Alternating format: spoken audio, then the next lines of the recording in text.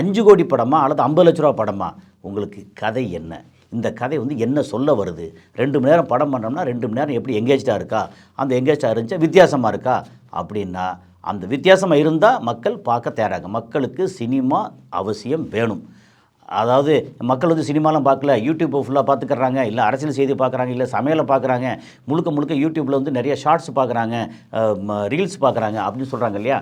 அது வந்து பார்க்கத்தான் செய்கிறாங்க. ஏன்னா நம்ம மக்கள் வந்து கிட்டத்தட்ட நமக்கு 8 கோடி பேர் இருக்குன்னு வச்சுங்களேன். அதில் பிறந்து தவழ்ந்திருக்கிற குழந்தைகள்லேருந்து ஒரு 3 வயசு குழந்தைகள் வரைக்கும் அவங்க வந்து பாப்பா பாட்டு சாப்பிட்றதுக்கு ஊட்டுறதுக்கு அப்படின்னு சொல்லி குழந்தைகளுக்கான பாட்டு விஷுவலோடு சேர்த்து மாறி மாறி போயிட்டுருக்காங்க. சிலதெல்லாம் பார்த்தீங்கன்னா ரொம்ப ஆச்சரியமாக இருக்கும்.